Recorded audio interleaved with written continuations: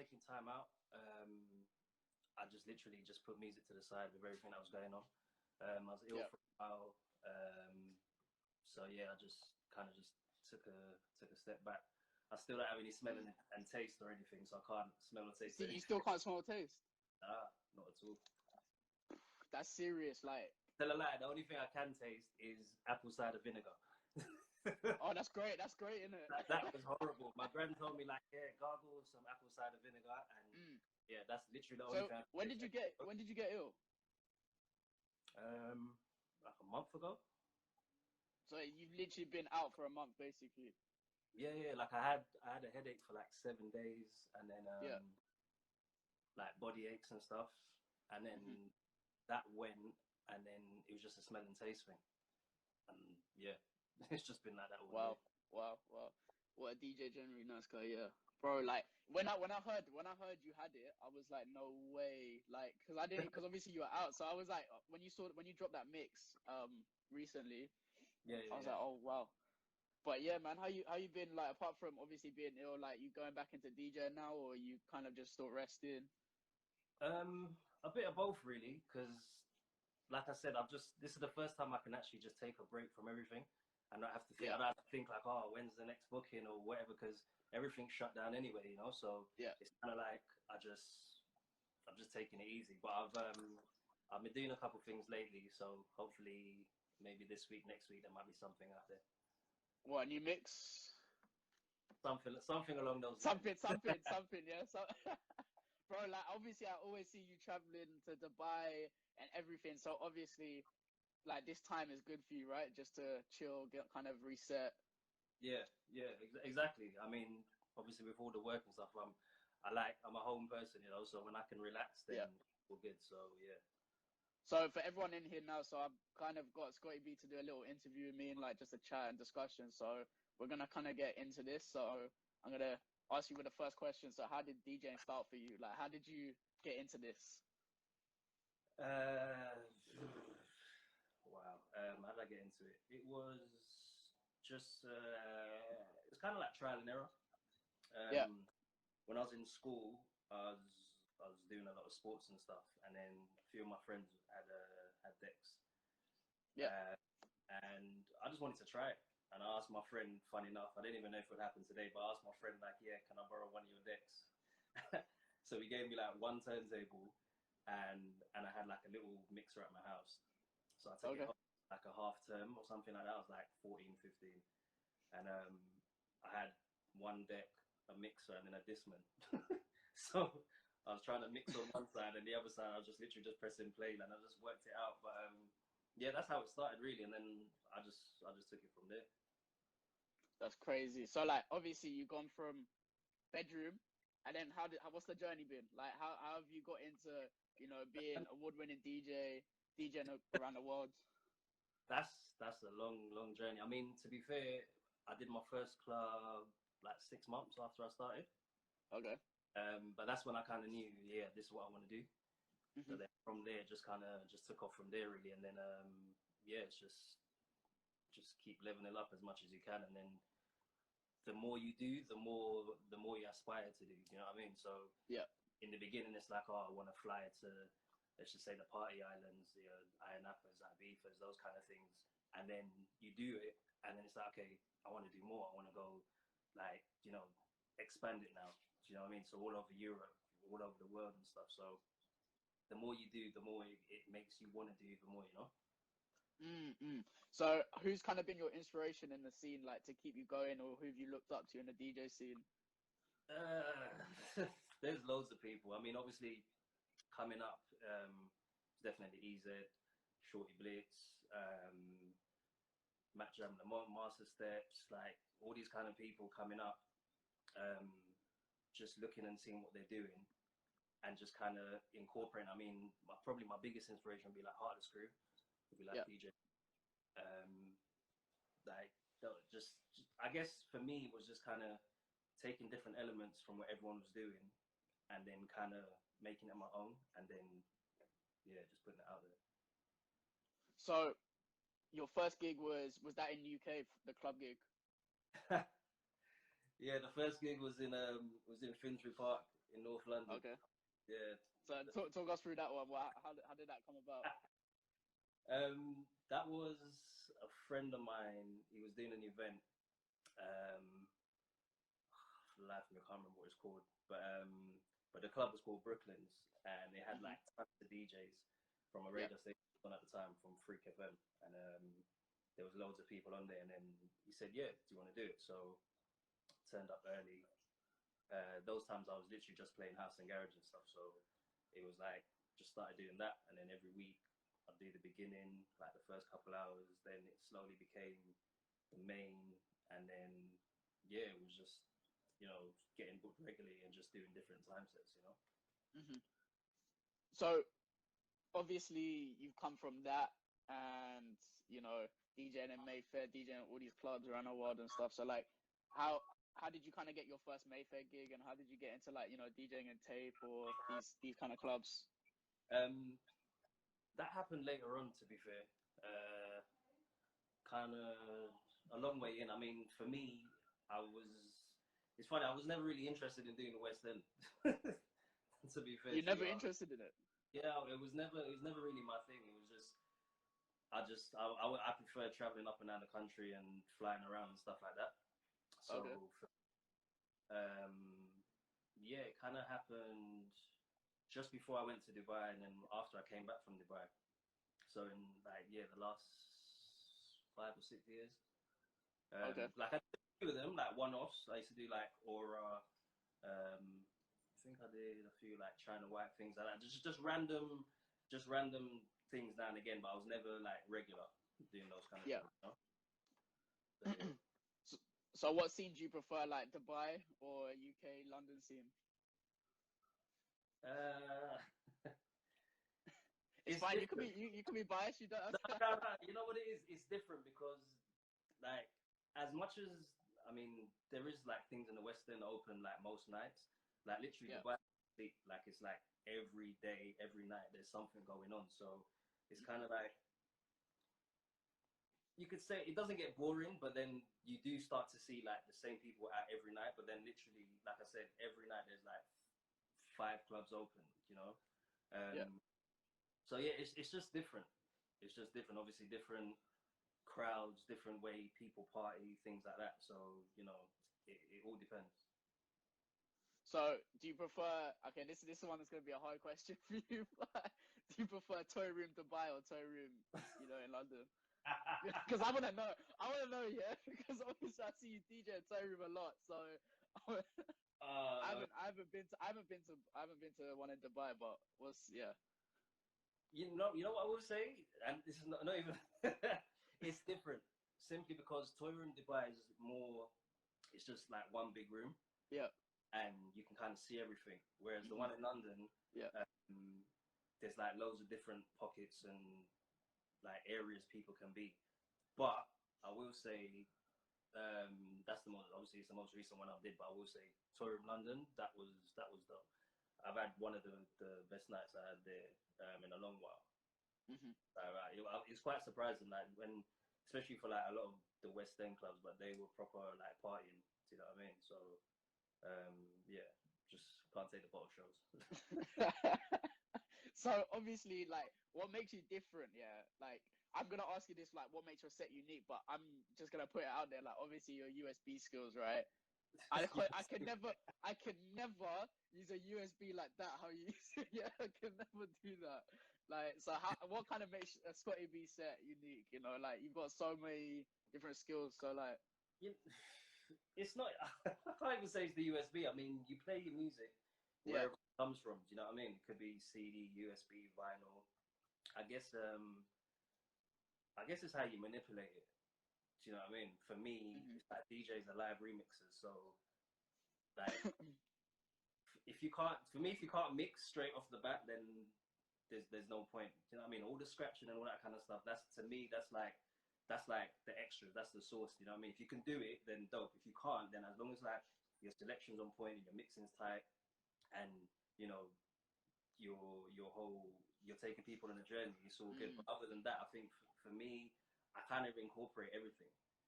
Yeah. You know, so obviously the mixing, the scratching, few tricks here and there. I try and use as much of the equipment as I can, you know, because especially with like the Pioneer mixes, you have so many effects and things like that. A lot of people don't use them, or when they do use them, they don't know how to use them. Do you know what I mean? So Yeah, yeah. it's kind of like for a long while. Obviously, when you play house, you've got more time to do a lot of stuff. So you see a lot of house DJs using effects, but you don't really see that in the urban scene, you know. So me, where I started on that house and garage and stuff, it was kind of like, to do it was easy. It was just like, okay, how do I incorporate it in urban and dancehall and hip hop and stuff like that? Do you know what I mean? Yeah. So obviously you do everything, like what you were saying in your last videos as well, like with Toy Room, like you do everything live. Like it's not just a practice room. So like, do you ever get a bit nervous, you know, doing the scratch routines like live or? No, I mean, a lot of the things that I've put up, apart from, because I've only started doing a few home videos and things like that, but a lot of the things that I've done in the club, a lot of it's trial and error.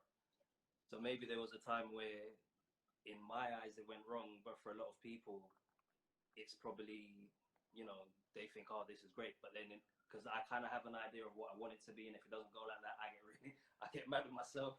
But then how it come out isn't bad, but then it's not how I want it to come. You know what I mean? So, So what's been the highlight? What's been the highlight for you so far in like DJing career? There's a lot of highlights. I mean. Okay. I'll give you two. Yeah, I'll give you two. I know you're gonna. Go on. You already know what I'm gonna say. I know. So, actually, why don't you say it? Why don't you say it? Yeah. It's yours. Yeah, but like, but like, no, but okay. What are your highlights? What are your highlights? You know what? Like I said, for me, it's kind of like the more you do, the more you want. Do you know what I mean? Yeah. So a few years back, I found that my mum was throwing things out, and she found like a book that I had from when I first started DJing, and I'd written down stuff like, oh, I want to play in Iron Appa, and like, what else was it? It was things like that. But then obviously fast forward how many years later, and I've got a banner on the strip when I'm playing and things like that. So it's like, that's an achievement. But then now that's done, it's to keep it there for consistency. But then, okay, where else can I get a banner, or where's the next place I can go? You know what I mean? So I know you wanna hear it. Obviously, I did Cancun last year. Yeah. We got international Cancun jump off. But then with that, like, by obviously getting to play there, I managed to play in a club called City, which is like the biggest club in South America, I believe, or in that part. It's like 10,000 people. You know, so experiencing that was crazy. Do you know what I mean? The whole trip was crazy. But then even my boy was telling me like, oh no, if because there was a load of DJs, so every DJ gets different sets in different places. Yeah. So he's like, oh, if you get put onto that, like, you're gonna love that. You're gonna love that. And I guess experience as well. But when I walked in and I saw the size, when I saw people, my eyes lit up, you know? Sorry, bro, just losing you there. Yeah, you got me? Yeah, all good. Yeah, no, when I walked into the club and I saw the size of it, I saw the lights, I saw the people, I got to the decks and I saw the setup, and I was just like, I was just ready. Do you know what I mean? Yeah. Like, it's just, the excitement came back. I was like, yeah, I want to jump on, I want to do my thing. You know. So how did the jump off work? Like you said, like DJs get different sets. So like, how did it work for that? So shout out my boy Longers. He made the connection with O, and there was like 8 of us, I think, 8 or 9 of us. So there's 8 or 9 DJs. There was like, in 4 days or something, there's like 20 something parties. It's like crazy. Yeah, I remember seeing there was like a party till like 5 a.m. Then at like 10 a.m. there's a pool party. I'm like, how did anyone sleep? So exactly. So it's one of those ones where if the DJs that do the day party, for example, then the ones that didn't play in the day party, they will do the night party. Okay. Yeah, and then maybe 1 or 2 that was in the day, they'll jump on. But because obviously it's like it was a close-knit thing.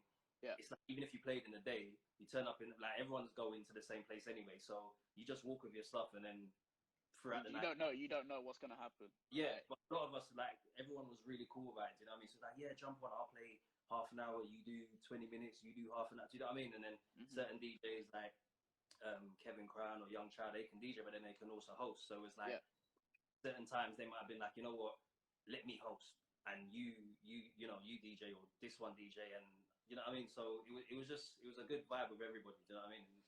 It creates a better atmosphere as well, because then everyone's keeping everyone on their toes. You know. So were you the only DJ from the UK? Nah, me and Longers. Okay. Me and Longers, we're the only ones from the UK to play on the jump off. Everyone else is stateside or Caribbean. Okay.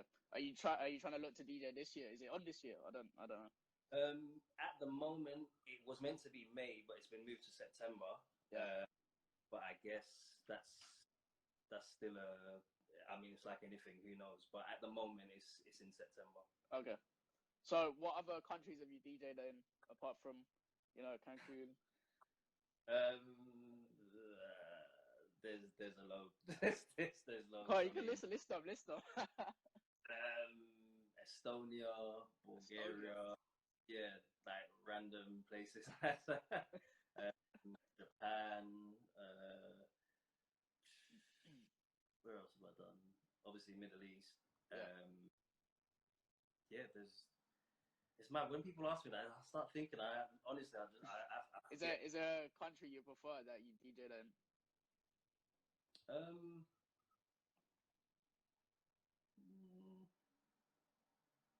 Either Dubai, Ibiza. Ibiza's always been the one for me. That was especially when I was there, like doing the residency and stuff like that. That was for me, like, because everyone's obviously there to party and they're on it. You know what I mean? Kind of experiment and stuff. Obviously, everything's changed over the years. It's not exactly the same as it was. I think I'd say I had my most fun over there, DJ wise. Okay. I remember I did a set with Shorty Blitz, and we had like 4 CDJs, 2 turntables, and we were going like track for track, back to back, and things like that. You know what I mean? So, do you think Dubai's helped you a lot though, like in terms of exposure and everything, like coming back to the UK and saying you've DJ'd in Dubai? Yeah, I'd say yeah. It's weird because it was funny. I mean, I was doing what I was doing before I left, but when I got there, people that I hadn't even spoke to, or I knew, but it wasn't really that, all of a sudden were hitting me up.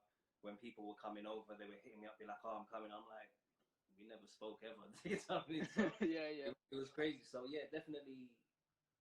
I wouldn't say exposure like that, but it was more. I guess it's easier access because obviously when you're going somewhere, you're on holiday, it's just easy to kind of go to whatever's going on. Yeah. You know, I was lucky where I've been DJing in Dubai since I think 09, I think 08, 09. Oh. So you've seen Dubai grow basically. Yeah, exactly. Like when I was first there, there was only like 4 or 5 clubs, main clubs anyway. Yeah. You know what I mean? Now there's a whole heap. So I've been lucky where I've had that journey. So that's what I'm saying. So when I went, it wasn't like it was new for me. I was going there all the time. It was just I was just there now. Do you know what I mean? Yeah. So because for a few years, people were telling me, "Oh, you should come here. You should come here. Like just live here." So yeah, it was a good experience. So with my other lives that I've been doing with other DJs, I've been asking this question as well. So like with the dynamic of the industry and like the DJ scene, obviously it's oversaturated right now. Like there's DJs everywhere you go. But obviously with the help of technology, anyone can just pick up a deck and buy a MacBook and be like, I want to be a DJ, blah blah blah. Like, what's your take on the scene now? Because a lot of people kind of just jumping on it. Do you believe, or do you think it's still the same as before? So I'm just seeing a few messages come through. You know what? It's funny. I had this conversation with Steps the other day. It's a weird one because technology's helped, but it's also it's a gift and a curse. Do you know what I mean? Because nowadays it's good because anyone could pick up like any tiny controller or whatever your budget is and start it. Do you know what I mean? I think my main problem is that it's been like this for a while, but there's no quality control. So it's like even with the internet, there's people doing playlists, let's just say Spotify playlists, and they're saying they're a DJ and people are giving them props for this. Do you know what I mean? And they're like, and they're putting up playlists like, you know, just X songs. I mean, DJs do that as well. Like, we all do that, but we actually DJs, you know what I mean? But people that aren't DJs, they're putting up playlists and they're saying like, oh, I'm a DJ. And it's kind of like, you're not. And for me, those are the kind of things that I guess annoy me, simply because like the graft we've done, not necessarily like, you know, carrying record boxes and all that kind of stuff, but the graft to actually learn how to DJ and mix with your ears and learn the equipment and actually play. Do you know what I mean? That took a long time for a lot of us, and still learning, you know. But then there's people now that are just literally doing anything and they're putting it out there, and because of the way the internet is, like, you know, they've got friends that be like, oh my God, you're amazing, and gassing it up. And for me, it's funny because, I don't know, my friends are different, innit? I know when I was starting, if I did something wrong, my closest friends would be like, yo, what you doing? You know what I mean? Like, no one's going to be like, oh yeah, you're sick. They'll just be like, nah, that's not the one. Even if I thought like, oh yeah, this mix is dope or this track's wicked, they'll be like, nah, it's not that. You know what I mean? Even now, like, some of my DJ friends, if I'm playing, there might be tracks I like, and they'll be like, don't ever play that again. I'm like, what? Like, no. Obviously, you know what I mean? But obviously, I'm older now, so it's kind of like, no, I'm doing my thing. But then when you're coming up, it's good to have people to tell you the truth. Like, look, this ain't the one. But I don't have a problem people trying and, you know, using technology and, you know, getting into it. I just want people to do it properly, or, you know, actually learn to DJ rather than just literally just press the button. And definitely, because it's more about like the knowledge and craft of it and like the love for music as well. You can't just jump on it and be like, yeah, I'm a DJ. Yeah. I mean, like, all right, for argument's sake, again, it helps.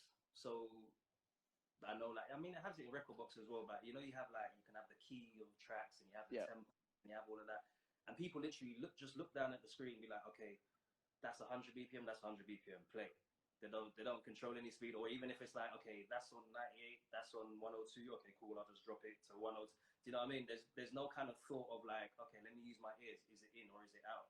There's no kind of thought of, even if it says, all right, this is in key A or that's in key A, people don't understand, like, sometimes when you're mixing, track could be out of key, but then something simple is just killing the bass, and all of a sudden, just for some reason, it blends at that point. You know what I mean? There's things like that, but if you're literally just looking at technology and be like, okay, that says that says that, this is what I'm doing, it kind of just becomes no feeling, and to me, there's just no, what's the word? There's just no flavor to it. Do you know what I mean? Okay, so here's another discussion point, right? So what do you think of people who have got following, so like they've got maybe 30-40K on Instagram due to, like, I don't know, being a fitness model or like gym person or whoever, or someone who's been on a reality TV show going into DJ just for like DJ, just to be like, oh, I DJ and getting gigs? What do you think about that? I've never liked it. I've told it. I hate that stuff. I hate the whole reality TV thing. You know what I mean? But to be fair, like, you have to look at it for what it is. DJing, especially the way it's evolved, that's the easiest way to make money. So you could be on a TV show, or you could, like you said, you can have a following or a fashion line or whoever, and the DJ inside of it is just simple to just make that money. Do you know what I mean? And obviously, if you use the platform you already have, then you could be, as they quote unquote say, like a big DJ. Do you know what I mean? Not you might not be good at it or the greatest at it, but you've used your platform to then go and do bigger events. But that's, you know, it is what it is. I mean, realistically, it's about bums on seats, isn't it? So if you've got 50K followers and it is your, you know, actually 50K, then clubs and new promoters and stuff will look at that. That's the thing. I'm going to book a person as opposed to someone else. But I think there needs to be a balance. Do you know what I mean? There always needs to be a balance of, let's just say you have your headliner, whether the headline is great or not, you got your headliner, but then around it, I always think you should fill it with really, really dope DJs that the rest of the night can be enjoyed. Do you know what I mean? You know, you see, especially in the UK, they book like a lot of these celebrity people to pass through the club. Just like PAs know? And stuff like that. Yeah, but that's like, what, 10-15 minutes of the night, maybe half an hour. But for the rest of the night, you need people to carry it. So for me, it's always good to have, like, you know, 2 or 3 DJs that are dope, so the whole night is great. So even if that half an hour is it stops, and then people are looking and be like, okay, well, that's such and such, whether it's good or bad, you've then got the DJs around you to fill out the whole night and make sure the night is great, you know? Yeah. What's that? Do you think being an artist DJ can help you and your brand? What, if I was an artist DJ? Or... Well, I think if anyone, like if you were, let's say if you were like, I don't know, Skeptic DJ. I mean, it can always help, because I mean, again, it's notoriety, and it's I guess it's just something else to your name. Do you know what I mean? So, for example, I know abroad, a lot of things abroad, they may not know what everyone does. Let's just say in the UK. So if you can go and say like, oh, I'm such and such as DJ. Excuse me, if that person had, you know, a decent amount of success as an artist, if you can say, right, I'm this person's DJ, straight away they're going to be more interested in you than someone that's not an artist DJ, regardless whether the person is amazing and they've got all these videos and whatever. If you know, they can easily push the artist through you. You know, so yeah, it can always help, but I know a lot of them. There's a lot of artist DJs I know, and some of them are new to it. Some of them have been in it for a while. But for me, I just always say, if that's what you're doing, then use it to your advantage. So for me, if I was a DJ, if we're going somewhere, I don't just want to just play the 5-10 songs that we're going to do. I want to do a set. So let's get them to book me to do a set, whether it's after or before, or do it as an after party or something. You know what I mean? Like, actually get something out of it, and then you get a connection with the venue. So next time you can come without the artist. Yeah. I mean, and then you build yourself up as well as the artist, because obviously when, you know, let's just say you're with the artist for their whole career, like, you know, the more you do, you spread their music and their vibe, and then vice versa. When they're doing their shows, they bring you along, and, you know. Good. What's the most difficult thing you find when playing a set?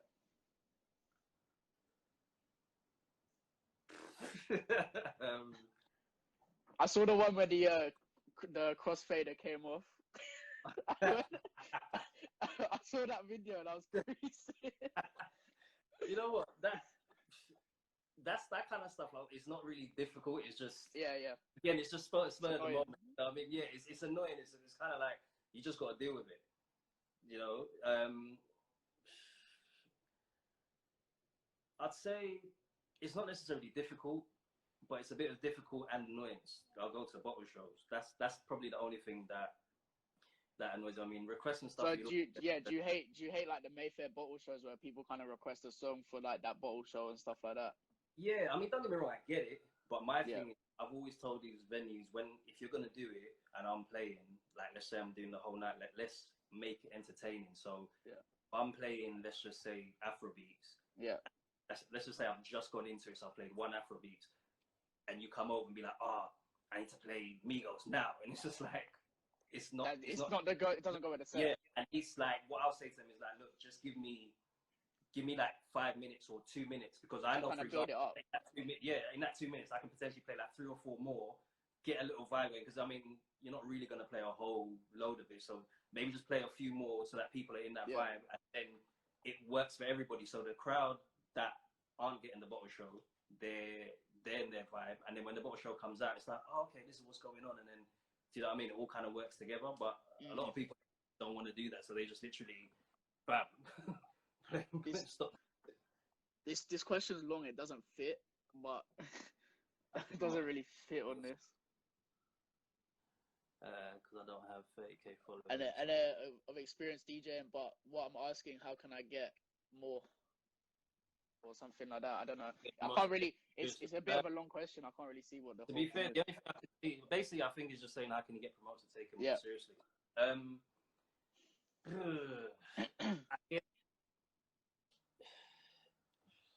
I think the strongest thing is word of mouth.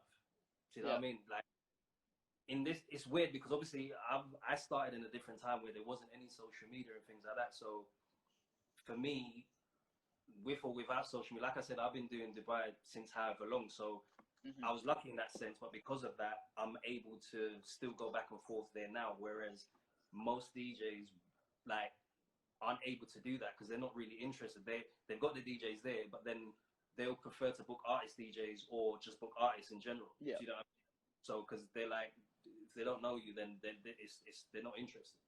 You know. So all I can say, I guess, is just keep doing your thing and just try and be as good as you can be and be different as well. Because then the more people talk about you, the more, like, even in the industry. So like, if other DJs are saying like, yo, that DJ is amazing, then that also helps as well. Because then promoters will be like, oh, who's that?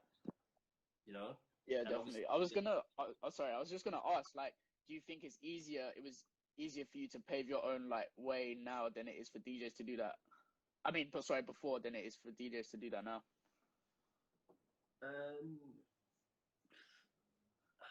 It's weird. They're both hard, isn't it? It's like, yeah, it's just, they're both hard. It's just in different ways. Do you know what I mean? I think before it was more of a case of if you're not good, and I've said this to a lot of people, especially we're in clubs, and that, let's just say there's a DJ doing a warm up and the DJ's clanging or a DJ's rinsing out or stuff like that. Like, I was coming up, whether it's another DJ, the promoter, or whoever, they'll be coming up to be like, yeah, you get a tap on your shoulder, be like, yo, come. That's like, it. It's over. You know what I mean? Whereas now, a DJ could be doing the most and the promoter's not saying nothing, the club owner's not saying nothing. Like, literally everyone's just standing there like, oh, okay, oh, they played the biggest song, cool, they just keep going. Do you know what I mean? So in that sense, it was harder then, but then now it's like you said, that person could have 30K followers for argument's sake. Do you know what I mean? So no one's going to say nothing. Whereas before, that person could still be a big DJ, but it was just like, big or not, it's like, okay, they might have had an hour, but if they're doing that bad, it's like, look, 20 minutes, yeah, come. Do you know what I mean? It's just like, yeah. It's hard. It's so hard, the dynamic of everything. Yeah, like to me, the party is always should be the main focus. Because that's what's going to keep people coming back. And you know. What's more important nowadays, being a sick at DJing or being sick at marketing yourself? It's both. I mean, I don't really think anyone cares if you're good anymore. I'll be real with it. That's literally what I was gonna. Yeah. Marketing. To be fair, marketing's always been. If your marketing's great from before to now, like, it's neither here nor there. Do you know what I mean? Like, if you've got marketing, you'll always be good. But I don't really think. I mean, I don't even really think it's ever mattered. There's a lot of DJs that aren't that good, and they're known and they're still going. Do you know what I mean? So yeah. It's necessarily about how good you are. I just think, obviously, the better you are, it makes a lot of other things easy. Do you know what I mean? Or you can focus on that. Let's just say your marketing isn't strong. If you know you're really good as a DJ, then just focus on that. As a sick technical DJ yourself, what would you say was your wow when seeing another DJ set?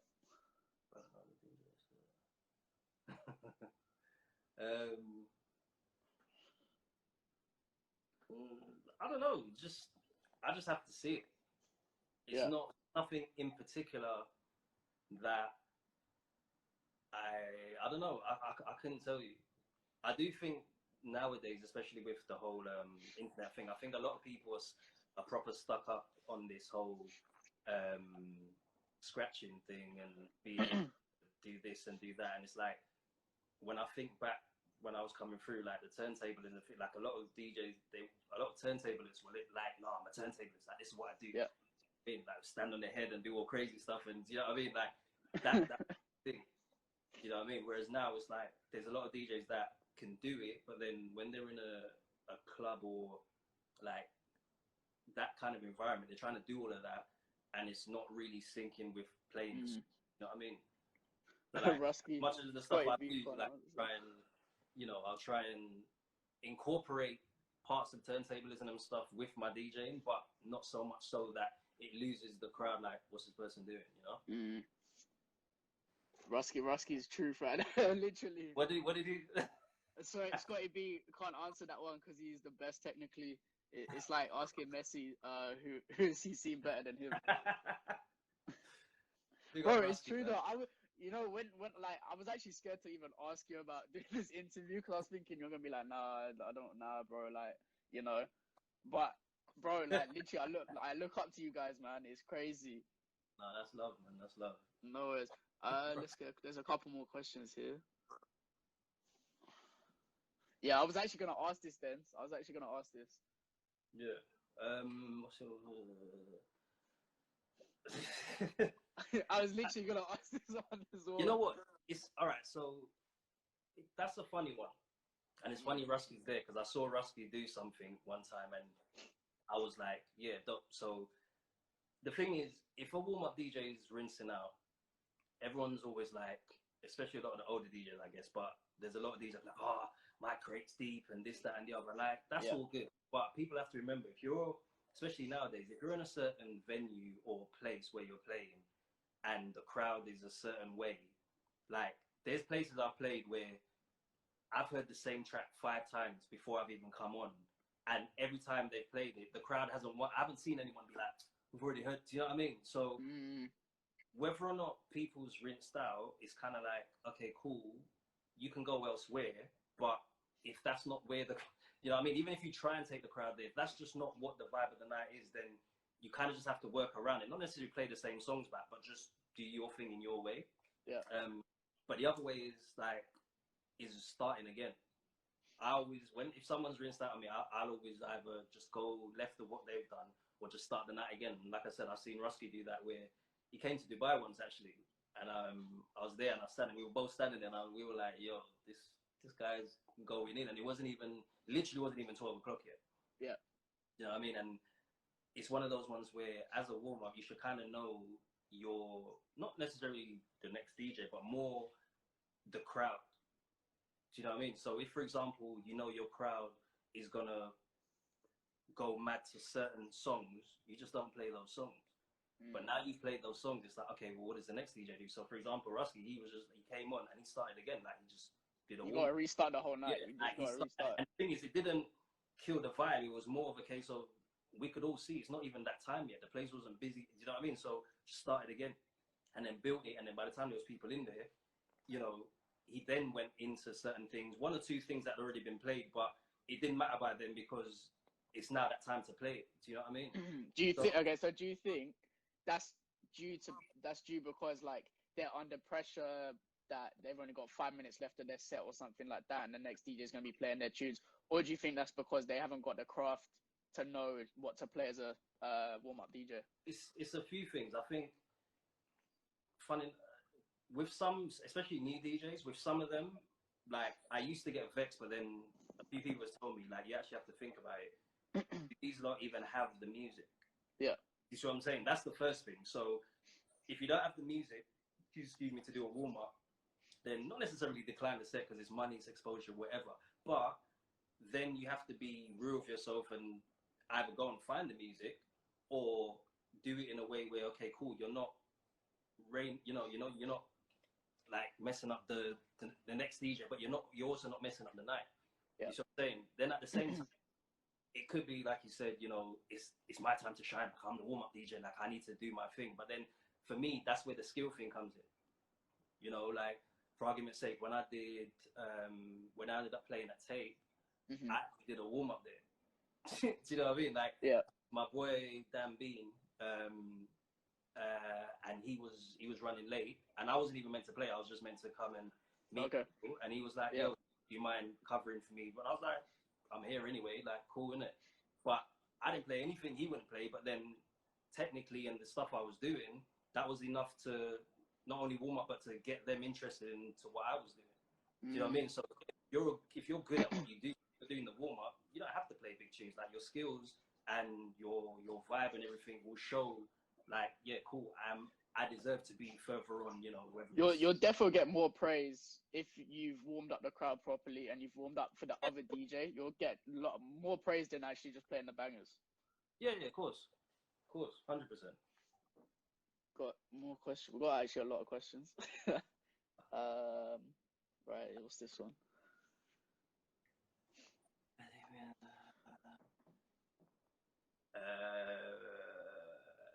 Like I said, I'm just taking time out, to be fair. I mean, I've done, like, DJ wise, there's a lot I've done, and I just need a break. Do you know what I mean? So I'll probably do mixes and things like that. I'm gonna try and maybe do a live sometime, if possible. But yeah, just kind of chill out. I mean, a lot of people. This is the thing. In this kind of time, like, no one knows what's gonna happen, and a lot of people. Yeah, no one knows. Should be doing this and doing that, but at the same time, a lot of people haven't thought about just take a break. Like, you know what I mean? This is the perfect time as well. Mm-hmm. You know what I mean? A lot of us literally can't do anything. So it's like, why are we forcing it? Mm. So someone said, where do you see yourself in the next 5 years? Who knows? To be fair, in the next 5 Scottie years, B tour? yeah, definitely. Hopefully, my production should be out way before that. But yeah, I'm getting all of that kind of stuff sorted. And yeah, like I said, everything's a step. So you do one thing, and then you never know, it could lead to something else. And when I never thought I'd do TV and radio and things like that, but that came from a snowball effect of other things, you know. So you just don't know. Yeah. How's it like how's it like to kind of be chosen to DJ in like Tape and all these other clubs? Like, are you kind of like, oh wow, or you just take that as another gig? You're like, okay, cool, so you know.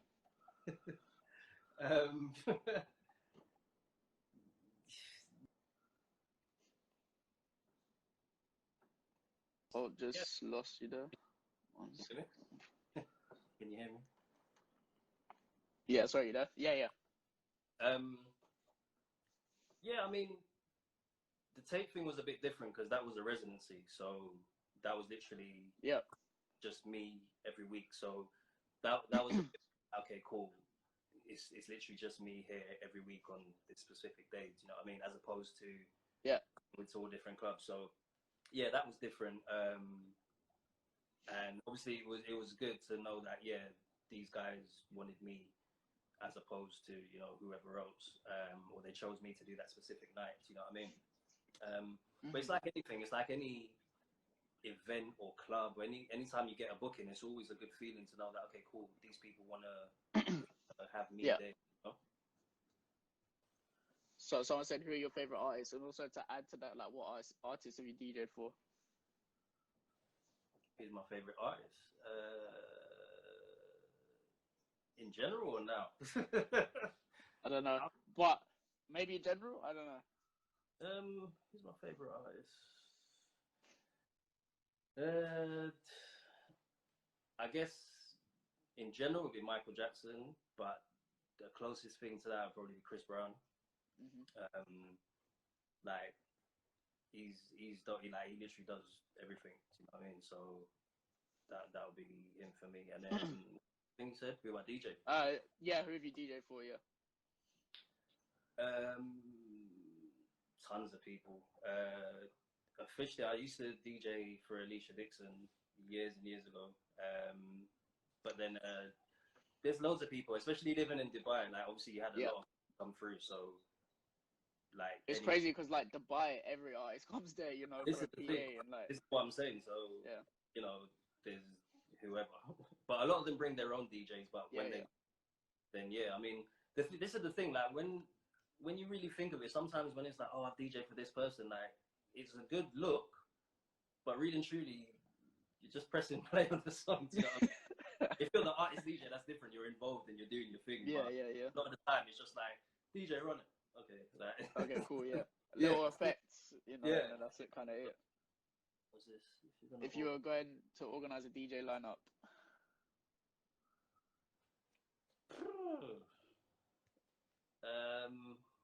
That's a good question. I'd say I'd definitely have my boy Reds. I'd have Longers. I'd have Shorty Blitz. I'd have EZ, Fonties. I'd have so many. To be fair, so you're gonna have like 20 DJs on the lineup. Yeah, you know what I mean? I'd probably have to have 3 rooms with the amount of people that I'd put down.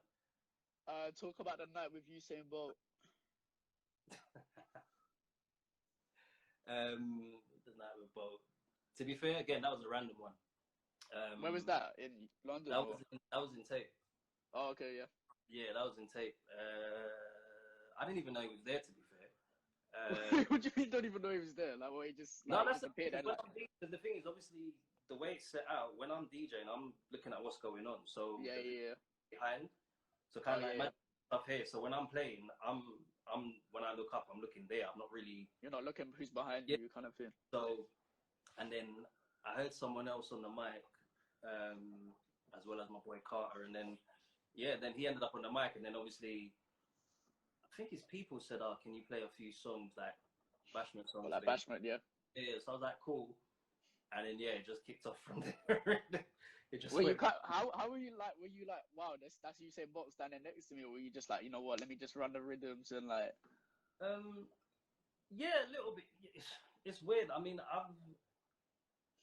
it's they're all people like us, you know what I mean? Like, yes, the fastest guy in the world, and the thing is, he's mad down to earth as well, so it makes it a lot easier. So you kind of you're in the booth, I'm in the booth, like we're doing this together. Do you know what I mean? Like, he achieved amazing things. You know what I mean? So it's a good look, but again, like, when I'm in that zone and in that space, I'm not thinking like, oh, I'm just thinking like, cool, how you want to do this? Like, let's go, let's entertain, let's have a vibe. Do you know what I mean? And then afterwards, they talk and reason, take pictures or whatever, and then it's like, you know. But it's funny because then since then, I've seen him in the airport, I've seen him at other clubs, and, you know what I mean? And then cool, like, you know, it is what it is. But yes, I just kind of just flow really. So if like Chris Brown, let's say Chris Brown came down to tape your DJ, and what are you like? What are you doing? Are you like, nah? You like, nah? What? Like, or no? But the funny thing is with him, like for argument's sake, like when he first came to the UK when he was 16, like I was at that show. Oh, okay. I mean, so, and I've interviewed him as well before. Okay. Like when he first came up, like funny enough, he helped me like when I first started. Funny enough, so when I interviewed him, I just kind of started doing interviews, and it was a pre-recorded one, so it was in like a closed studio and stuff like that. I remember asking him a question. And obviously, I had my list. And I'm like, cool, I'm gonna ask him this. And remember, he's young at the time, so he's young, a lot younger than me. And then he's answered a question, and it's knocked out like 5 of my questions. So I'm sitting there like, and I start sweating and everything. But the thing is, already you could see like his experience, because straight away it's like he must have clocked that, and he just started talking. And then it went from me asking questions, because whatever he started talking about, I was then like, oh, so what about X, Y, Z? And then everything just started to flow. And then all of a sudden, the questions I had, it didn't even matter anymore.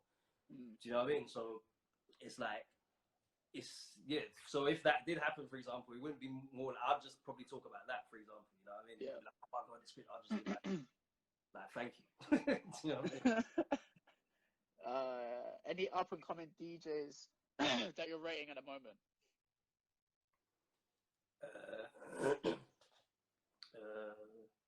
It depends what you call up and coming.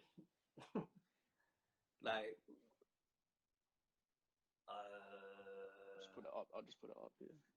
I mean, I wouldn't call him up and coming, but then as a new DJ, that's the thing. You can't even call him a new DJ anymore. Like, I think Kieran J is really good. Like, technically, he's dope. You know what I mean? Yeah. Obviously, Rusky's there. But like I said, you can't really call them new DJs because they're there doing their thing. You know, so. And how do you judge a new DJ these days? It's like, because your market is good on social media. Yeah, I don't. That's what you like. It's weird to. I don't know how you call them. Like, is it just a new DJ on the scene, or because like someone could be in their bedroom for 5 years, but now they come out in a club, and then you're like, are you up and coming, or are you? This like, is the thing. You know, so it's kind of hard to say. What's this? Zest. I'm just living my life, man. So big up Zest. Yeah, we need to get something done. I did a tune with Zest. Okay. Yeah. But yeah, no, there's production there. So the main issue at the moment is getting artists. Yeah.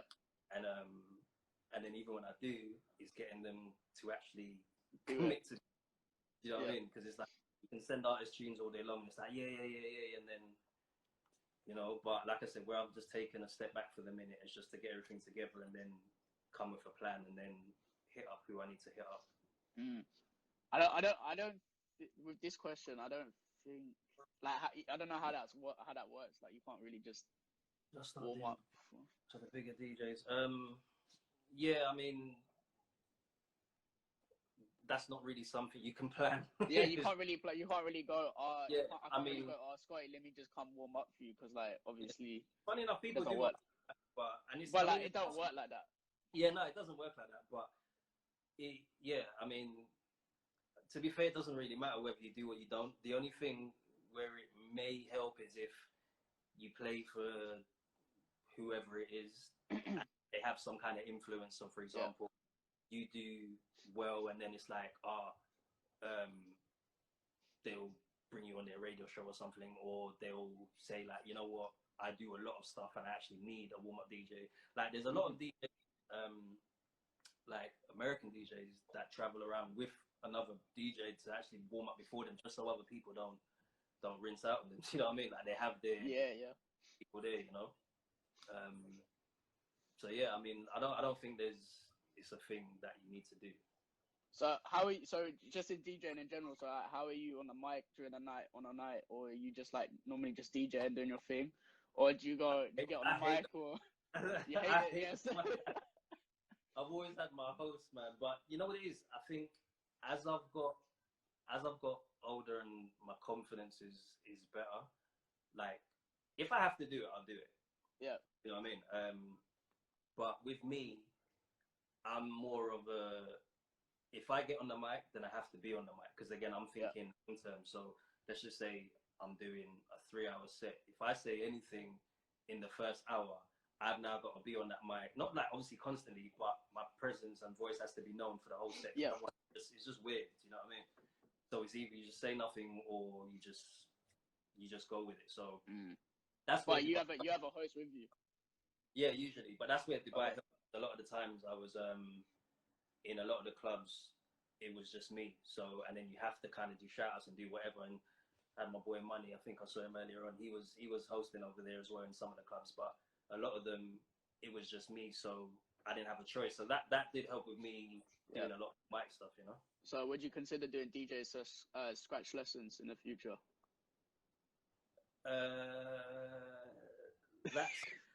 That's in the process.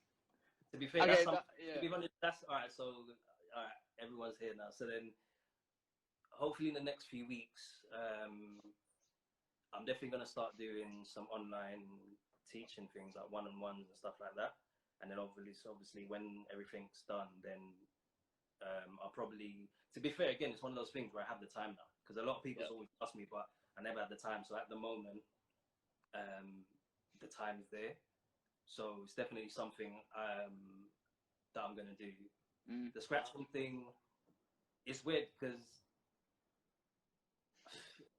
for example, if you look at, let's just say, DJ Angelo, like, I think he's amazing, man. And when you see his videos, like, it goes into depth and he tells you, like, what's this and what's that. And for me, like, that's the thing with me and scratching and turntables, and like, I like it, but I'm not in it like that.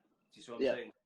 How he would explain like the scratching techniques and stuff, like, I know for like, I'm not that, but I can show you different things.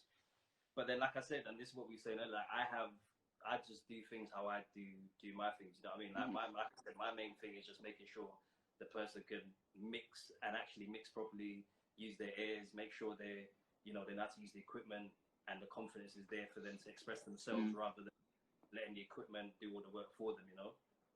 Okay, on the back of that, do you think DJs are more reluctant to give advice, or do you think they're like, I'll give you this amount, but obviously not the full, because they might be a bit afraid, like, oh, maybe he could be better if he uses my advice or something like that?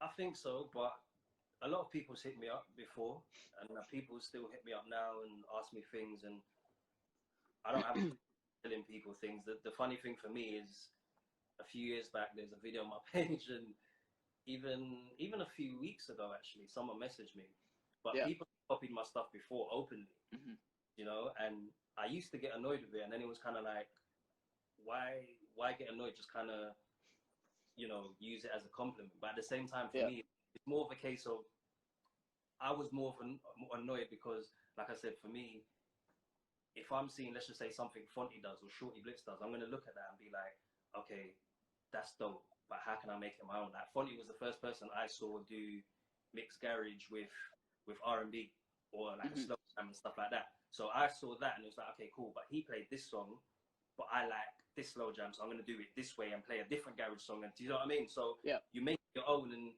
he first to do it, but then I'm gonna do it my way.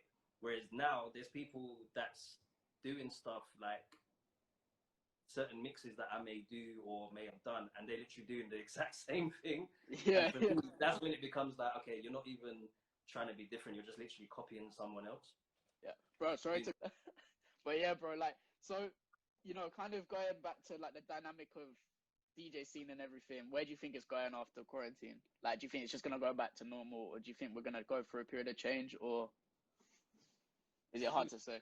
I mean, it's hard to say. Like, some people are saying there's going to be this change. Some people, like, I think one thing that probably will happen is definitely the smaller clubs and venues that used to be the thing, like, they'll come back probably stronger, because they won't be able to do like 2000s and 3000 stuff anymore. Do you know what I mean? So maybe for a while anyway. So maybe that might be a thing, which is kind of good, because you can sometimes have your best party with like 200-300 people, but that actually want what's going on, not like, you know, a whole heap of people that's just mix up. You know what I mean? Yeah. So, but in general, I don't think anyone can say. There's only speculation, really. Do you think there's a scene in the UK that's properly like popping in terms of DJ and clubbing scene, or do you think like every kind of city is kind of the same, or do you think that there's a certain city where? What do you mean? You know, like, so in the clubbing scene, so obviously you got like London clubbing scene is totally different to Brum scene or Midlands, anywhere like that. So yeah, so like, do you think what area do you think is popping at the moment, like for DJs and clubbing? I don't think there's any one specific one, because if you speak to people in those specific scenes, they'll probably tell you the same issues that we're having here. Do you see what I'm saying? Like, I'll speak to like American DJs that are, you know, in Vegas or Miami or wherever, and the issues or certain things that I might say that I've gone through or I'm going through either here or I've done in Dubai, they're like, yeah, it's the same here, or this is what, you know what I mean? So it's kind of the same everywhere. It's just people don't always see it, and obviously it's not out there like that, you know what I mean? No one's going to sit there and be like, oh, this is what's going on. But yeah, it's just one of those things, really. Is there a place like in the UK where you want to go back to and like DJ in like a city or? That's a good question. To be honest, like I've always said, anytime I've traveled out of London, I've always had a good time, because it's like, I don't know what it is. It's like they just want to party. Do you know what I mean? It's not really that whole, let's just say in central London anyway, especially more West End anyway. Obviously, it's all table, that kind of vibe. Whereas everywhere else is like, it's still a little bit how it used to be. It's like, okay, if you got your VIP, that's, you lot do your thing, but everyone else, they're here to party. Do you know what I mean? That's the thing. Do you think West End is totally different to the rest of the UK? Because like, obviously it's quite table related, money related, and like who's showing what type of, you know, bottles you got on each table. Do you think it's like, it's not a proper clubbing scene in that sense? West End, it's a lot of places around the world like that. Like most of the guys, but that's how they make their money. Do you know what I mean? So you can't really, like, there's places I've played in Cyprus, for example, and that we turned up to do a sound check, me and Ibs, and the stage is like here, and then the guys, like, so say the stage is here, there was a table like here. Like, they had tables. There was literally no dance floor. It was just tables everywhere. But the place was mad. Yeah. Do you know what I mean? So it's like, it's everywhere. Do you know what I mean? It's how they're making their money. It's, you know, it is what it is, really. How did Angry DJ Love start? Did you watch Angry Birds or something? Like what? That started with, I was in Kingston at Oceana, and I had a residency there for a while, and I was playing, and as you do, you know, you're doing the whole night, you're warming up, and especially on the student nights, there'd be people walking in, and no word of a lie, like, imagine looking, you're seeing the door of the room, you're seeing people walk through, and literally, the jacket's not even off. They're literally coming straight to you. No one's even in there like that. And they're asking for like the biggest song, like straight away. Do you know what I mean? So this must have happened on one night, and I remember just getting so vexed, and got back in the car with my boy SJ, and I was like, yo, I want a t-shirt, and I want it to say I'm not your iPod, and then on the back just put fuck off and dance on the back of it. Yeah. So yeah, that's how that started, and then yeah, it just went from there really. Rusky, this is a hard question here because like no one knows, because I feel like maybe August. I'm saying August. I don't know. That could be early. Yeah, to be fair, from things that I've heard, potentially September, but then as you've seen, everything changes. Do you know what I mean? Everything changes. So yeah. There could be something that happens next week, and then it gets brought forward, or it gets taken back even more, and then all of a sudden there's nothing for the rest of the year. Do you know what I mean? You just don't know. And I feel like, because obviously clubbing ain't the biggest thing in Boris's like mind, so obviously it's gonna take even more time for that even to come back. It's not just clubbing. It's like even on a simpler level, it's just pubs and stuff. Do you know what I mean? So like socializing. Yeah, so that's obviously. I mean, I don't go to the pub or nothing, but like that's a big thing, obviously in England, isn't it? So if the pubs aren't even open, no chance that any club's gonna be open before that, at least, you know. So Rusky said Prism Keystone are booked, D Block and Skepta Chip for booking in mid-August. I don't even think that's gonna happen though, because Prism's massive. Prism's got 2,000 people in one area. Like, but like I said, it's like Cancun Jump Off. That's been pushed to September. So yeah, I'm hoping it happens. But yeah, like I said, who knows? Do you know what I mean? Like, and even people putting things up. Like, if you're saying that's what they've put up, I mean, that's a risk in itself. Do you know what I mean? Risk. It's just risk because like you don't even know what's gonna happen. Yeah, do you know what I mean? So unless they know something everyone else doesn't know, but yeah, I don't think it makes sense putting up stuff when it's literally uncertain everywhere. Yeah, literally everything's uncertain because like no one knows. Just no one knows. It's an airborne virus. No one knows what's gonna happen. And like, obviously, you know, it took you a month. You're still recovering. It took you a month and a bit now. So like, if you think about everyone trying to come back into the world, into society, I feel like it's gonna take time. Yeah, exactly. What's your things on like Carnival going ahead and stuff? Like, do you think that will go ahead, or do you think it's just gonna be it's done this year? Like I said, I think everything's done. I think it's 2021 now. It's 2021, yeah. Yeah, exactly. You know what I mean? That's literally what it is. So, yeah, bro. You ain't even added me on PlayStation yet, so they don't even know what's going on. No questions. Yeah, Rusky had it, man. Survivor. So, like, do you think I'm not like, obviously this isn't going for your age, but like, do you think you're kind of like a veteran in like the DJ scene? And do you think like you're, you know, everyone, because obviously most DJs look up to you, right? So do you think you're like there, or do you think put it this way, I'm not where I want to be yet, so I can't call myself a veteran. You know what I mean? Like, it's just, you know what, it's one of those ones where I wouldn't say with a lot of things, but with some things I've had luck, and in other things it's like it's just gone off the back of that. So you know, there's like when I first started, I was probably 3-4 years in. That's when I met Ironic, and then Ironic's uncle was the owner of Twice as Nice, which obviously was a big brand at the time. So then that straight away took me from the platform like here to here because of they were doing, you know. So that in itself was a lucky break, because it's, as they say, it's who you know. Yeah, you know? Definitely. So they got my mixtape through Ironic and his family, and then it just went from there. But again, once I was there and I was actually performing, it was like, okay, cool, this guy's good, so let's put him on this and put him on this, and then it just snowballed. You know what I mean? Like I said earlier, like be as good as you can, and then other things will open. It's just obviously what you do with that. You know, so and that, like I said, that was from a young age. So if that didn't happen, maybe no one would have heard of me maybe until my mid-20s or something like that, you know. Like, I don't know. So, like, did you ever, when you were younger, when you started, did you ever have like a dream job, or was it always like you wanted to be a DJ? no, the main thing was sports for me. I was doing sports like 6 days a week. Okay.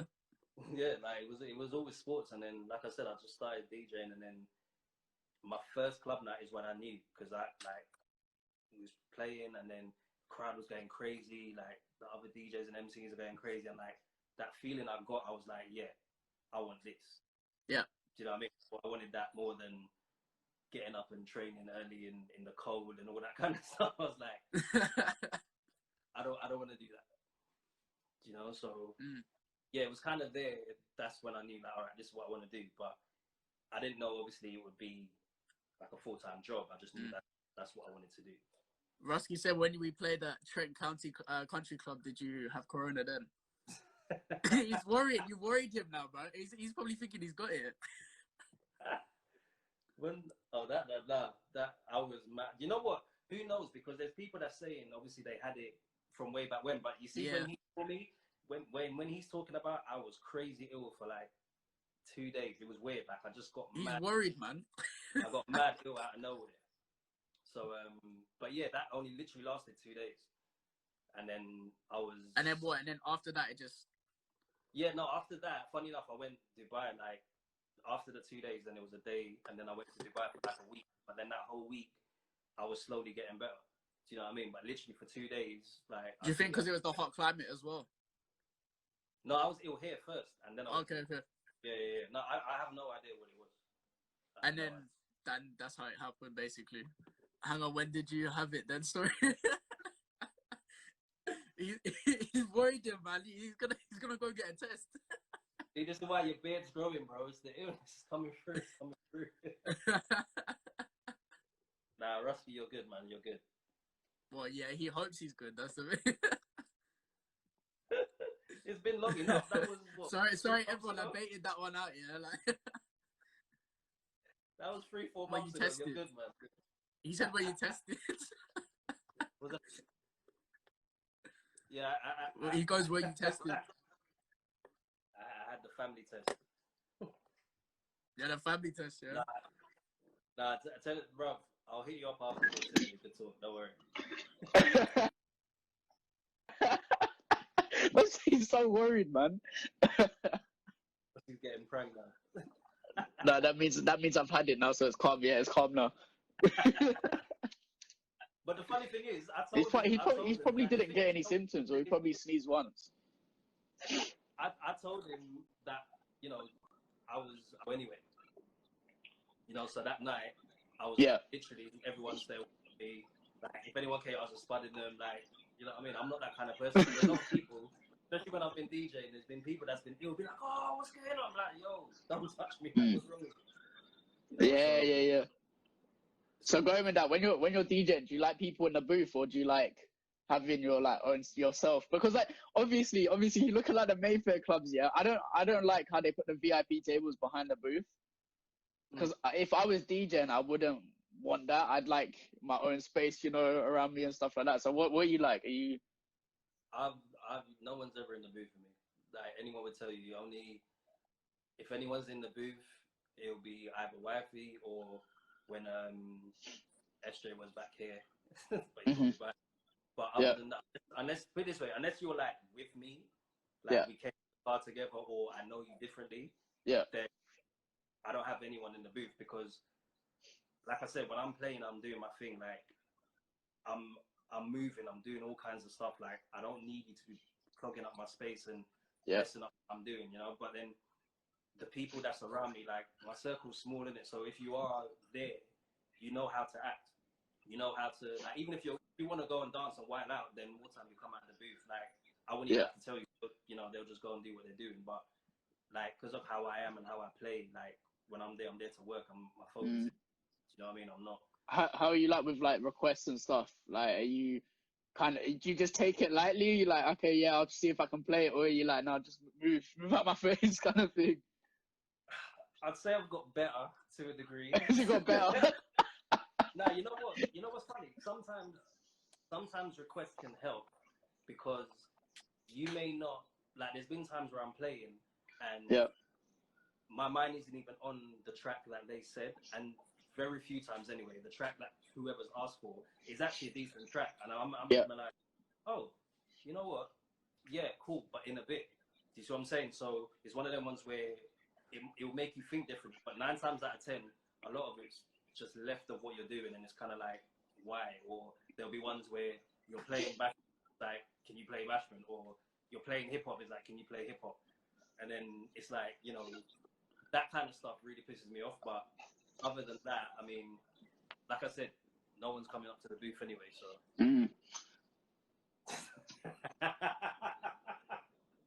Well, does he know what you? Well, is it bad?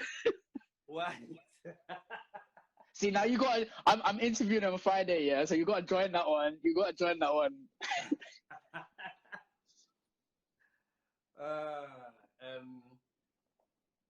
The most I've been paid to play a song. So it was actually 2 songs. No, they got 2 for the price of 1. Yeah, no, because the person, they always literally ask for 2 songs. Yeah. Yeah. The first one I played, and the second one, like, he literally came out, no, play this, and I was just like, bro, I'm not doing it, because the second one was just I hated the song. It was just some vibes tune. But anyway, 2,350. Huh? Huh? What? You're lying to me. Where was this? I got the video. I'll put it up. Yeah, put it up. I'll put it up again. You know, I'll put it up again today. I'll try and find it. Because the guy. Where was this? Was this Dubai? No, this was here. This was in West End. You're lying to me. £2,000.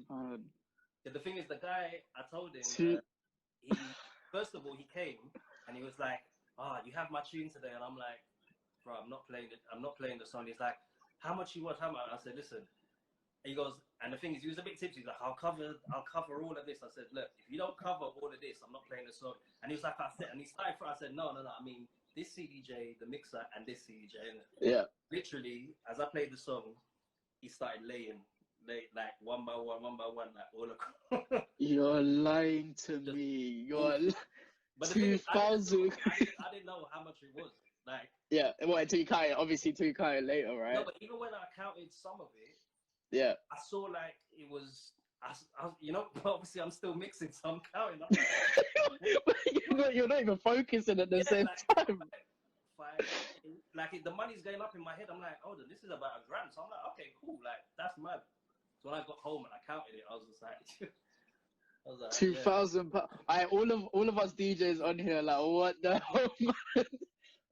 I remember someone put that, I think, on Twitter, or someone asked something. It might have been a record pool.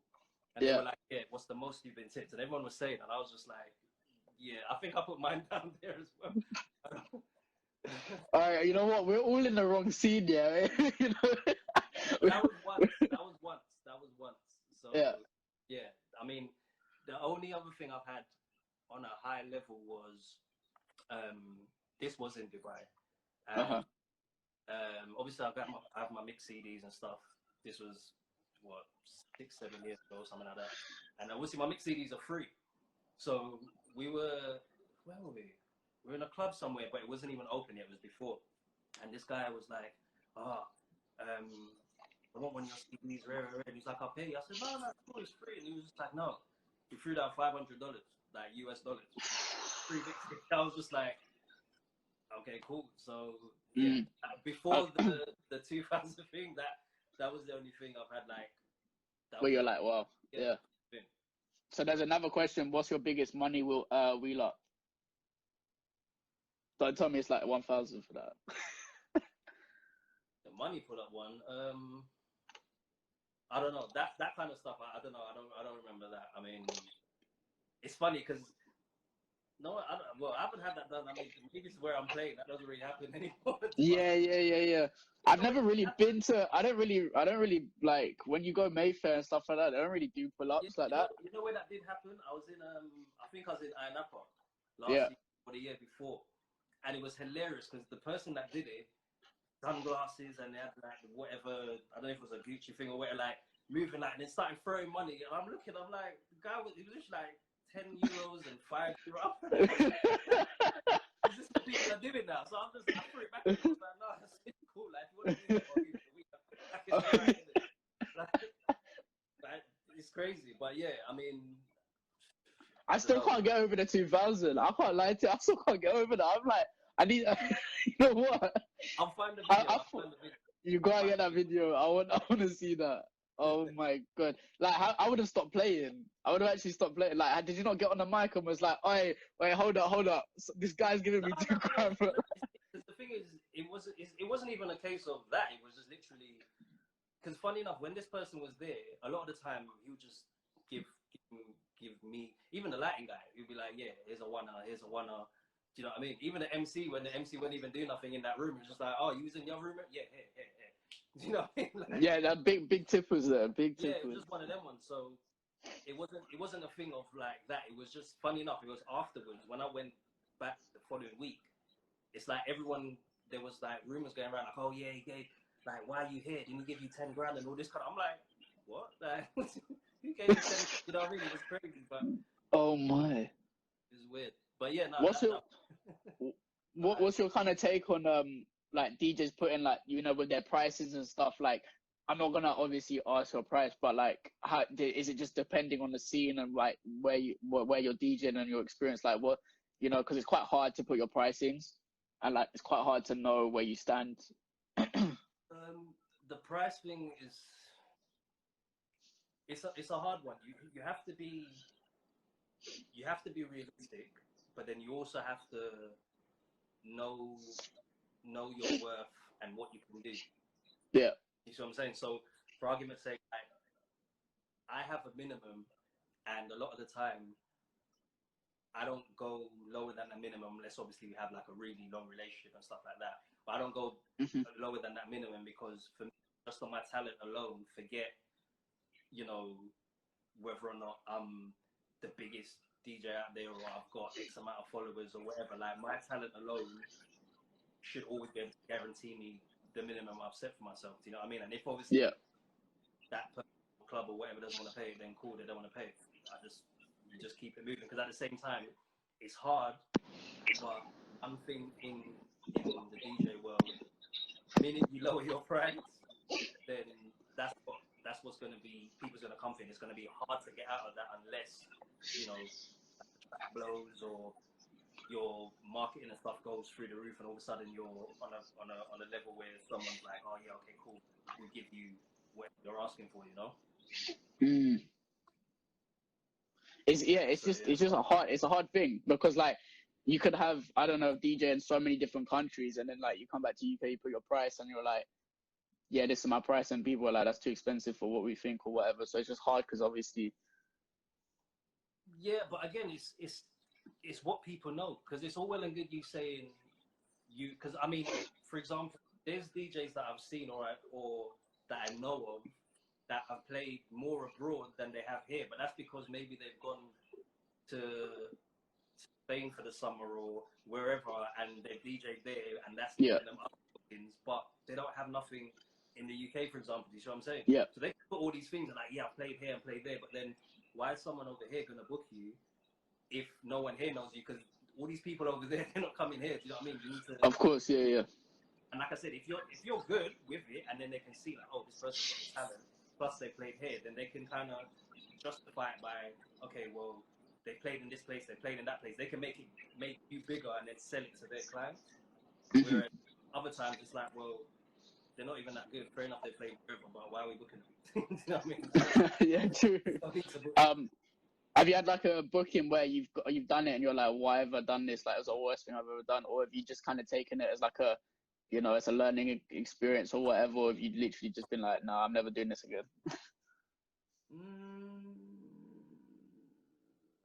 Yeah, okay, that kind of goes with my question. You said, what's the most challenging gig and stuff like that, so yeah.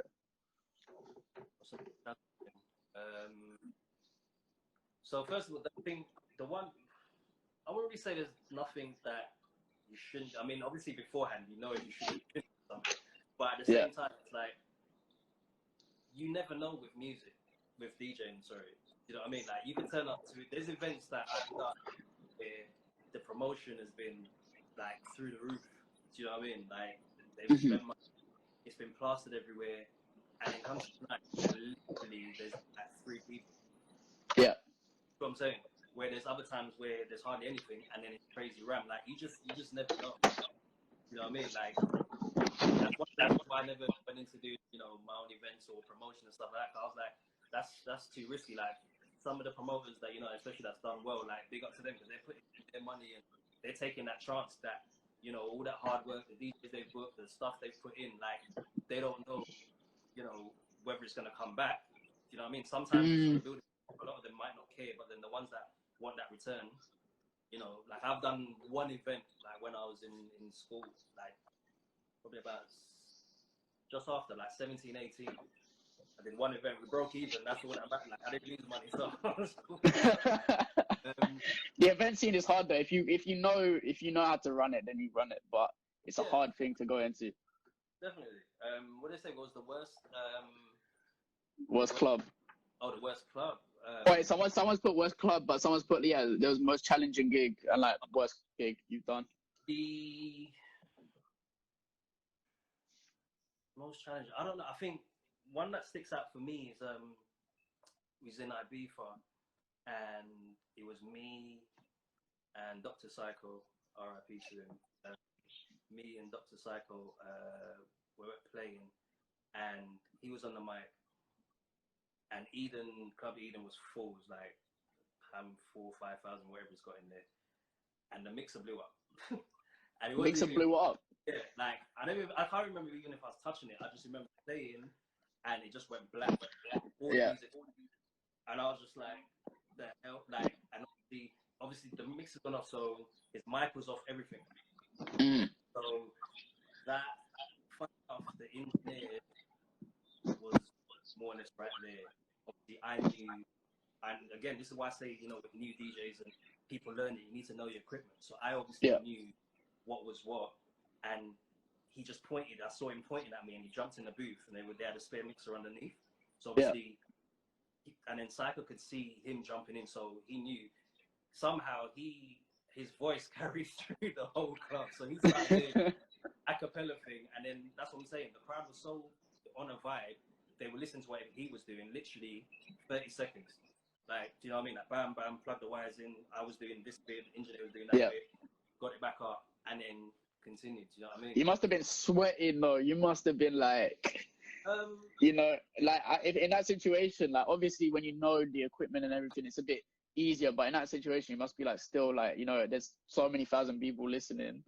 Yes and no, but the thing is, it's one of them ones where, again, I guess it's experience, but it's also like, it's kind of like what everyone's in now. It's at the point where what were you supposed to do? Like, even if the crowd turned around, which they didn't, but even if people start turning around and it's like, oh, boo, like, what's going on? It's kind of like, I can't do nothing. Do you know what I mean? So there's no point even sweating or getting flustered about it, because it's not like you messed up a mix or you did something that's actually your fault. You know what I mean? Like, the whole thing just cut. And the thing is, I think the way it happened, people could actually tell, okay, the mic's gone off, the music's gone off, like something's happened. You know what I mean?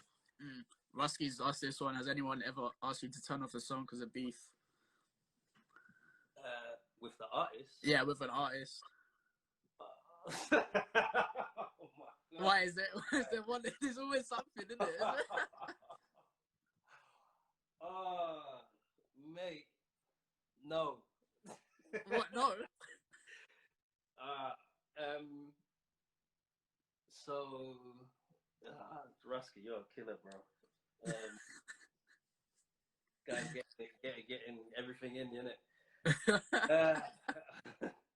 All right. So basically, what had happened is, I was in Portugal. Yeah. I was doing a venue called Blanco. Yeah. And that night we had Rick Ross performing. And I think the other DJ, I can't remember what happened, but basically I ended up playing. I was only meant to play for like 2, maybe 3 hours. I ended up playing for nearly 5. And the thing is, where the whole thing was a new venue, new experience. It was in a weird part of town, all this kind of stuff. So the people that were there were more house people than urban people. Do you see what I'm saying? Yeah. But they knew like the bait stuff. So they know your Drakes, they know whatever. And I was playing. By the time Ross and them that were there, I was like nearly 4 hours in. But it was one of them ones where, okay, he's coming on after your set, so obviously hype it and get it there. So not necessarily a timing thing, but when I saw them come in and stuff, it was like, okay, cool, everything's at its peak, let's go. Then they're like, oh, another half an hour. So then it's like, okay, cool, carried on playing. Then it's like, oh, another half an hour. So now I'm running out of tunes where, and this is not to say, again, like I said, where you don't have, a deep crate or nothing like that. But like I said, when you're in a certain place where literally the crowd only knows X amount of music, you have to, if you go left anyway, it doesn't matter. They're just going to be there. So I had to keep playing as much bangers as I could. And then I played, even when I think about it now, it's kind of like, okay, cool. But I played back to back, I think. Yeah. By Drake. But then obviously, even though it was like 4 years prior, so when I did this was what, like probably longer than that. 4 years ago, maybe 5 years ago. So I played back to back, and that's when obviously Meek and Drake had a beef, but then that was like 3 years prior or something like that. So all in all, it was so far back. But obviously Meek is Ross's guy, so Ross's DJs come up, and the thing is, like the crowd, when I played, the crowd actually started going mad and stuff like that. Like, they were just like, oh, Drake, they knew the song. So then all of a sudden I heard the music stop. I'm like, the hell? And then his DJ's there, and then we kind of got into it. And obviously he went on one about it's a Meek this and rare. And the thing is, I was so tight because it's open air as well, so I'm out in the sun, like I'm tired, like my head's hot, and then I'm like, so what? I don't care, because I'm thinking Meek ain't performing, it's Ross that's performing. Do you know what I mean? I'm not clocking like, oh, I get what you mean. Do you know what I mean? So it's only afterwards then I realized, and then but it was cool after that. I mean, it is what it is, but yeah, that was that was. Do you think stuff like that is weird though? Do you think do you think it's a bit out of order, like stuff like that? Because it's like the DJ's doing his job. Like it's not. If it's the artist's problem, you get what I mean? No, yes and no. Because to be fair, I mean, who knows if it was that deep or not? Because like I said, it wasn't like it happened 2 weeks prior and the whole world knows about it. You're in a part of the world that if you're looking at these people, they know Rick Ross and they know like your biggest hits, but they don't know Rick Ross. You see what I'm saying? And they don't know hip hop. So you talking about, these lot are beefing, like no one here cares. Do you know what I mean? But I get, obviously that's your people, so you're just going to stand up for your people. So like it's it's give and take. Like I get why DJ got vexed about it.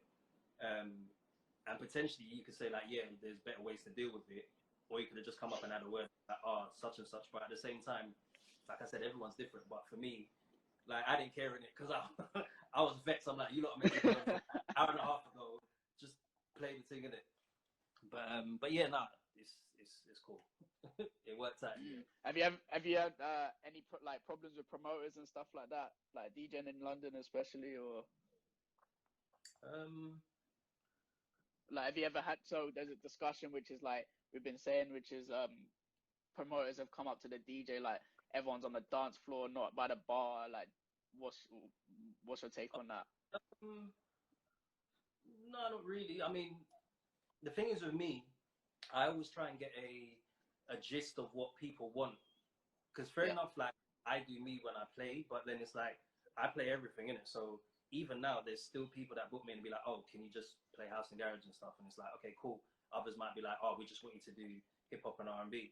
But then it's kind of like, all right, if I know the promoters are maybe they do more like uni events and that kind of stuff, I'll be like, okay, but what kind of stuff do you want me to do? Do you want me to, like, if let's just say they want me to do maybe from the early stroke, maybe towards the middle, like, you want me to play a bit of old stuff, or do you just want, do you know what I mean? So I'll always get a take on what they want, so I know where to go. If they just say do your thing, then I'll just do my thing. But for me, especially when DJs are getting booked, you should always find out what the vibe of the night is, or what the promoter wants, or what the club wants. You know what I mean? Like, there's clubs that have said like, oh, don't play any bashment, or don't play any Afrobeats or stuff. It's like, all right, cool.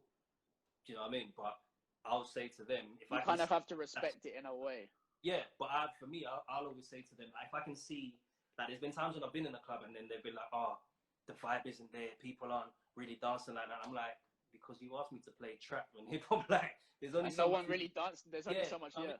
There's only like so much people be like, hey, there's only so much times you can do that to songs, you know what I mean? Like if you want dancing music, then the tempo's got to go up, or like that is where the afro and the dancehall and stuff like that comes in, because that gets girls moving and things like that, you know what I mean? So it's like, you have to, like I said, there's got to be communication there. But if you're doing your job, if anyone does come up, then it's kind of like, don't say, it's not my business, isn't it? This is what you've asked me to do. Like it's different if I'm not doing it well, that's a different conversation. But if I'm doing it well, then don't approach me, kind of thing. Yeah, exactly. So someone said Westwood or Charlie Sloth, who's better? Westwood any day. Like I don't even think that's a debate there. I don't even think that's a debate. But out of the two, yeah, definitely.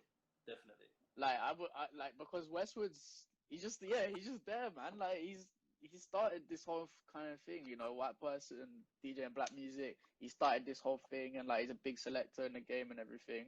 Like, no, so he's got to get credit where it's due, man. Like he's paved the way for a lot of stuff. Do you know what I mean? Like, you know what? He's like 60 or something. 70. I don't even know how old he is. Is he 60 or something? He knows. He knows. He's definitely got like, my age and stage age. Sloth is more a presenter, yeah. Not a technical DJ. Yeah, but neither's Westwood in a way, but yeah, I mean, I don't really want to get bogged down in that one. But like, no, but actually, you know what? I'm gonna just touch on that though. Like, selector or DJ, like, what do you find? Who do you like? What's better for you? Like, do you respect someone who's a big DJ, you know, time mixes, blah blah blah, or someone who just selects the tunes and they know their stuff about music?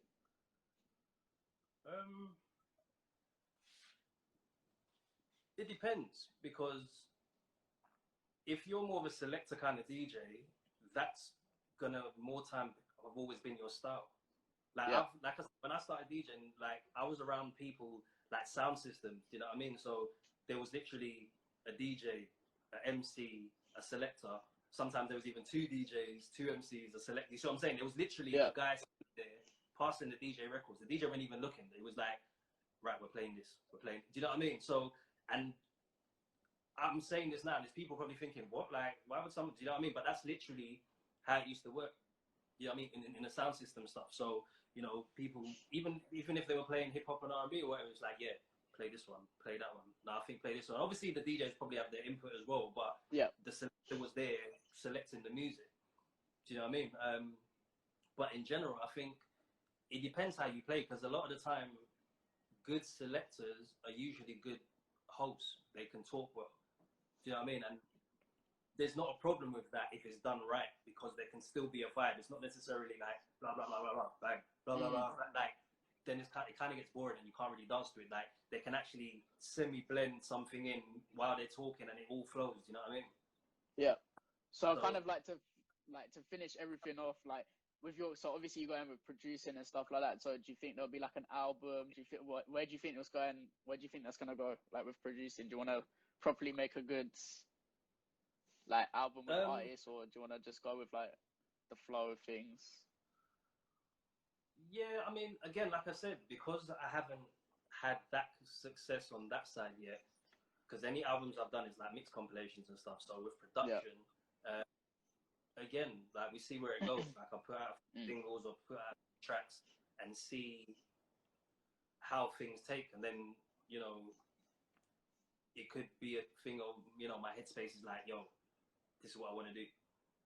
You know, like it's definitely on the cards, but it's not something I could say like, yeah, I'm thinking about it, right, I'm gonna do an album and it's gonna have this person and that person and rare, you know. But bro, thank you so much though. Like I really appreciate this Q&A and like this talk, and like I appreciate everyone joined. Like literally everyone's like 20 plus people been in from like the first hour to like hour and a half now. So like big up. But like, yeah, appreciate everyone. Like, yeah, so tomorrow's Silk Shutdown interview and then Rusky Friday. So like, join when you can. What time's And, Rusky? like, I need to come and bug Rusky on Friday. Rusky's 3 p.m. If he wants to still get a trim. Nah, man. Put the balaclava But yeah, on. Rusky 3 p.m. Yeah, if you're around, yeah. But yeah, 3 p.m. Cool. I'll go find that video for you as well. Yeah, bro. I wanna get that video. But I appreciate it, man. Hope you have a blessed day. Yeah. And you, man. Take care. Thank you, everyone. Cool. Best.